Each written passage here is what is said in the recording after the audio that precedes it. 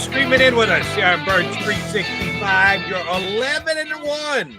Philadelphia Eagles with a very impressive beatdown of the Tennessee Titans yesterday, 35-10. Johnny Mac, Jody Mac, chopping it up. Chris Franklin from NJ.com going to jump in his usual day after game for the Eagles this time, 11 times in 12 games. Day after win. He's going to join us coming up in less than 20 minutes from now. Johnny Mac, you and I kind of touched on this last night on my CBS show. Wanted to do so again here. If you're Nick Sirianni walking off the field yesterday after the game, you're thinking to yourself, man, I can't have a better result. Because they did everything necessary to blow out a winning team. Say what you want about the Titans. Groats kind of put them on blast that they're not as good as you think. They're a mystique. They're a kind of a reputation team. All right. Their quarterback isn't very good. He's a mediocre quarterback at best. But the Eagles just shut down. And Henry has been as good as he's been for the last couple of years. To shut him down and completely take him out of the game, pretty damn good accomplishment for the Eagles. But what I thought of when Sirianni was walking off the field was not only did we do what we did, but I've also still got a teachable moment because that first half was hard to watch. Every play was a penalty. Now the Eagles would come right out and get 20 yards on the next play thereafter. Even when they got behind the sticks, I tweeted during the game, there's probably going to be some disciplinary action at Stoutland University because they took as many flags as they did. So, yeah, it gives Sirianni the chance to actually go, yeah, but we were great. Yeah, but we still got things we can work on. We still got things we can clean up. Yeah, they did. They almost shot themselves in the foot yesterday. They didn't. But what was the deal with the penalty on every single play on the offensive line?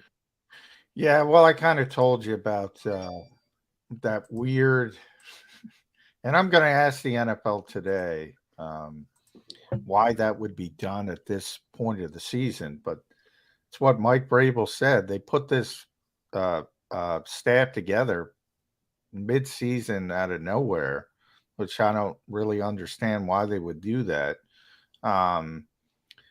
They were calling everything, and they were being sticklers. And I think, obviously it didn't have much effect on the game, so that's not the point. But I do think, it's nice to have something to complain about as a coach after a blowout win.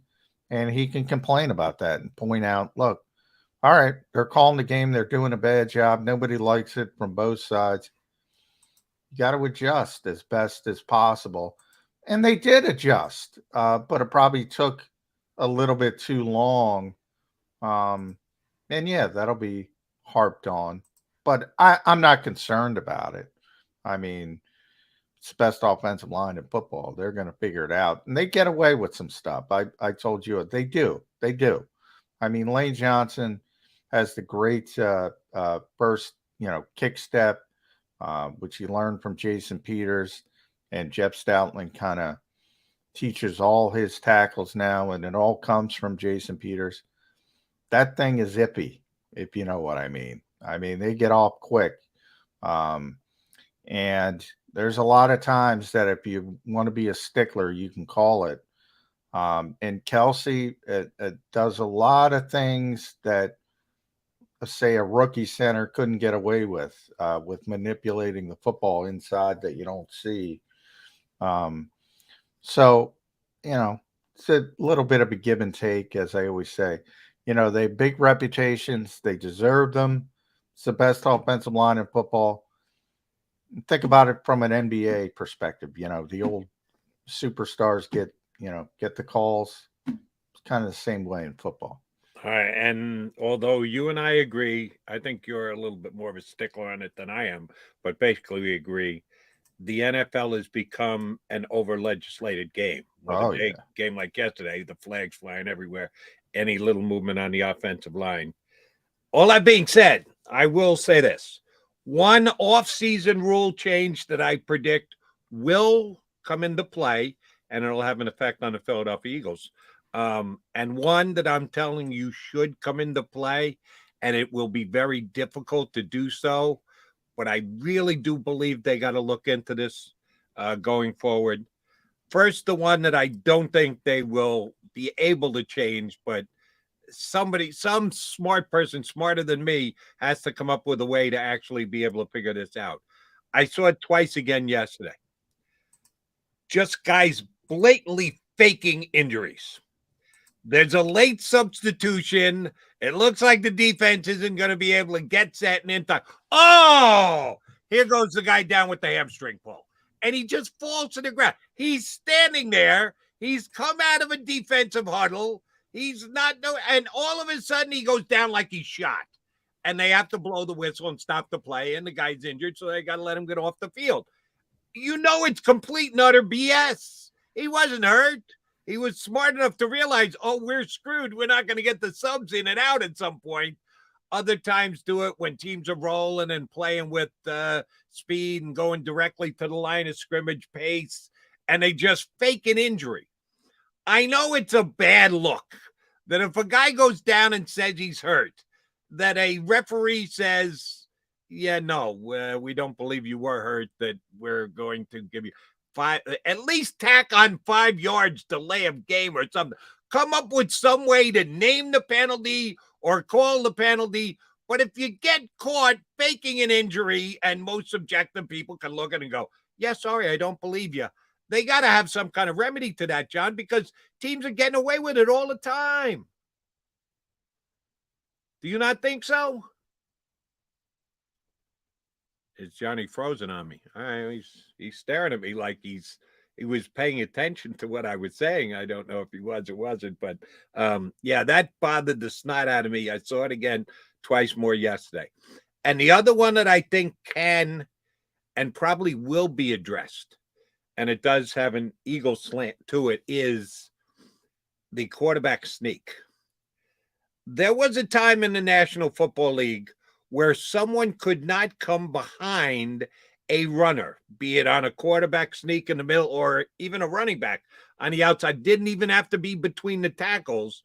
You could not push a runner. If you were an offensive teammate and a ball carrier had the ball, you could not move the pile by pushing them forward.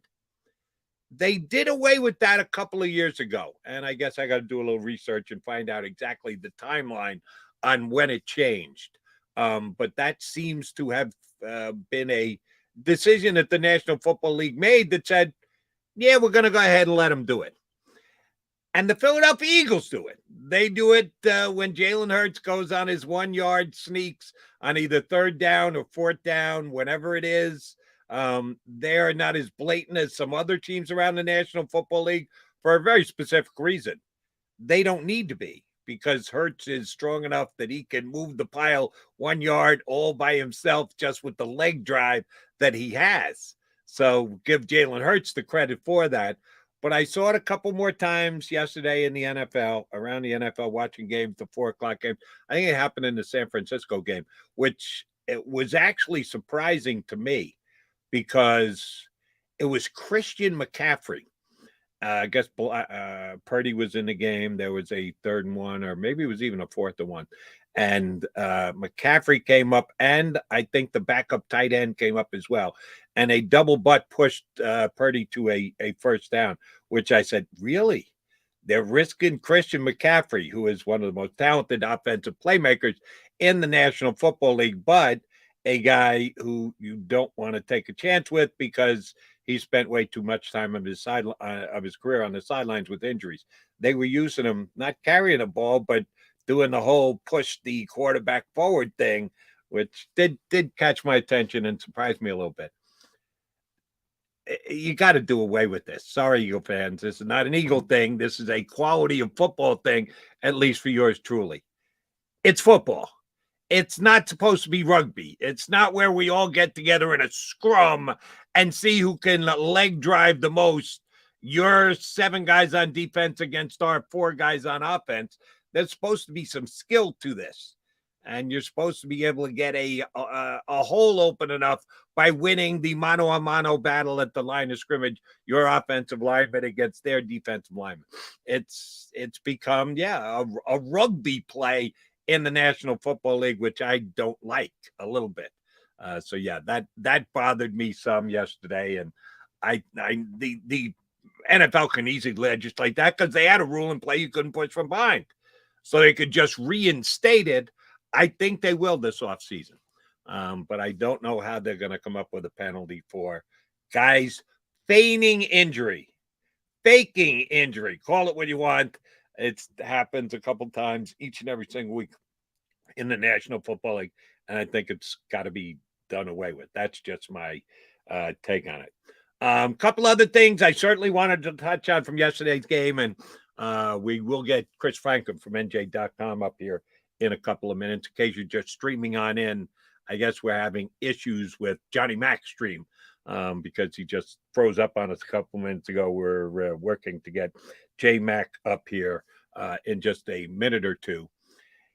Eagles penalties yesterday, since we're talking about penalties, yeah, they took offensive line penalty after offensive line penalty after offensive line penalty, and they overcame basically every single one of them. Whenever you get the flag gets called back, you get annoyed. But then if you turn around and respond and make another play on top of it right thereafter, well, then you kind of move on from it rather quickly. But at the end of the game, when you go back and check the tape and see the film, you go, wait a minute, why were we moving? Why were we holding? The offensive line had a tough day yesterday when it came to flags. As far as blocking goes, phenomenal. Do you remember any play where Hurts yesterday either was in risk of his life and or desperately had to make a play on the run because the pocket collapsed? Didn't happen. Was just phenomenal protection by the offensive line. Now, I don't think Tennessee brought much to bear as far as pass rush goes.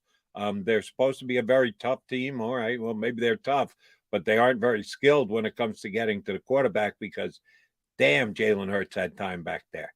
He could just wait and wait and wait and deliver the football whenever he wanted. The A.J. Brown long touchdown pass after he caught the 40-yarder, and as much as we are giving the refereeing crew a thrown-together refereeing crew yesterday at Lincoln Financial, they did get that one right. It was a touchdown, and then it was taken off the board because AJ's foot was out of bounds. Turn around, just we'll go to the other side. Forget about the right side. We'll go down the left side. AJ with a double move, and he just runs over the defender. And once again, called correctly, defensive. It wasn't pass interference because the ball wasn't even in the air yet. Illegal contact downfield is what it was. Yeah, the defender got so faked out that he couldn't get out of A.J. Brown's way. And they threw the flag on him and did so rightfully so. And, yeah, John McMullen and or Jody McDonald could have thrown a ball to A.J. Brown there for a touchdown. You might not have seen this, John, because you were down at the stadium. They said it on the broadcast. Again, historical type stuff that the Eagles are doing. A.J. Brown was the most wide open touchdown reception in over a year in the National Football League on that play. From when the ball hit his hands, there was no defender within 15 yards of him. That doesn't happen in the National Football League. Yeah. Well, that was kind of they kind of ran into each other. And that was a little like you were waiting, like which way were they going to call it? And it's just, it's one of those things. And it looked like, I think it was Christian Bolton got kneed in the groin, I think, essentially. So he went down like a shot. You thought it was shot into the nether regions. I think. I have to watch it again. I did not pick that up on the replay. I'm going to have to rewatch that now. Yeah, I believe that's what happened, but I have to watch it again today. So I just lost power there. So much like Christian Fulton on that play.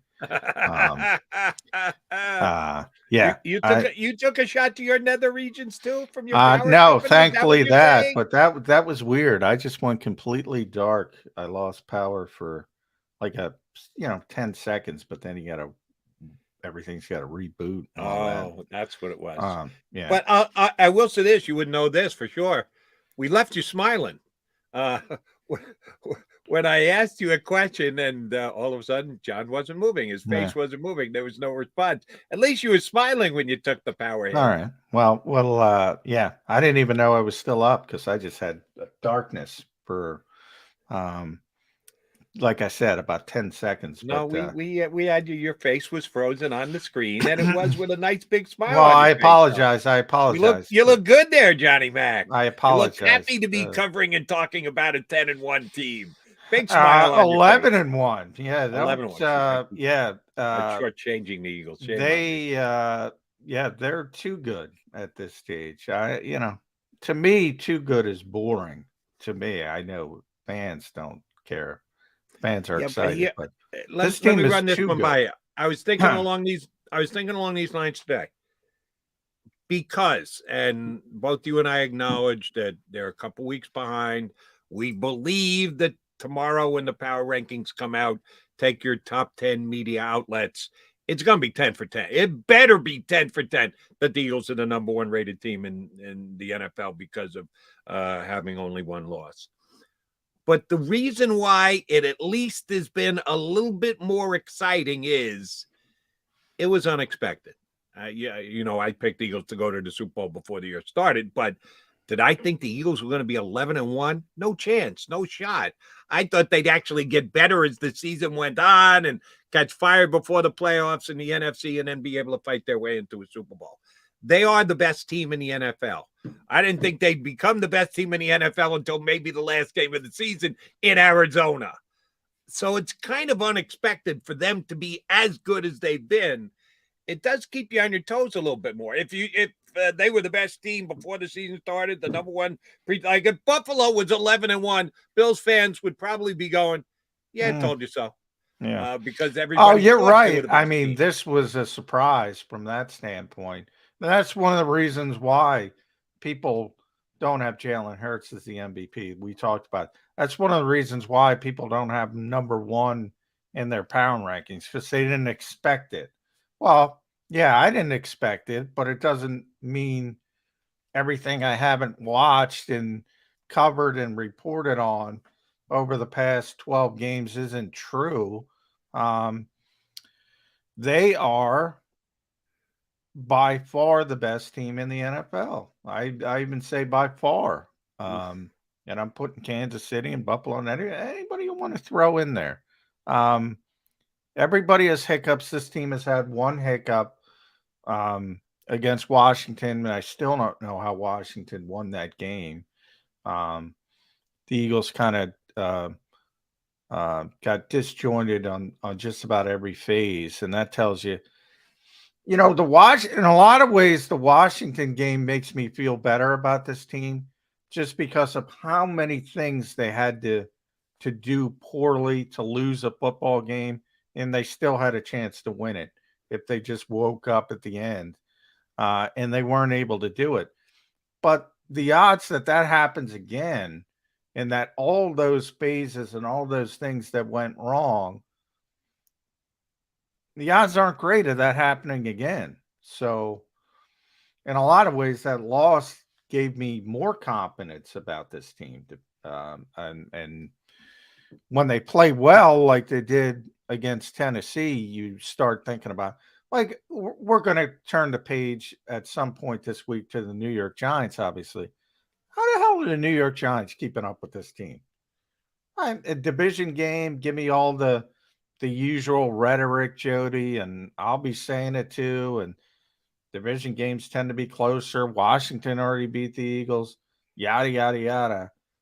How the heck is the New York Giants keeping up with this team? All right. And I just looked something up here that I'm flabbergasted. This is not one person's opinion. This is a computer generated, algorithm driven way of looking at things.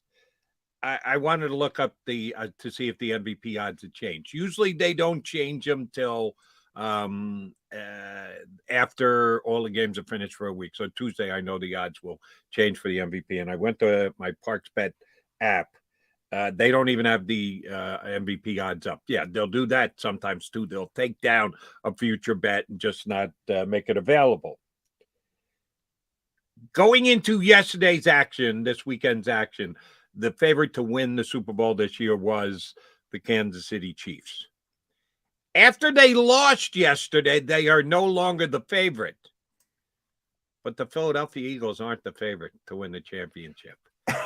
They reinstated the Buffalo Bills as the favorite for the championship. Right now, the Bills are plus 375. So you get better than 3-1 on the Bills, almost 4-1.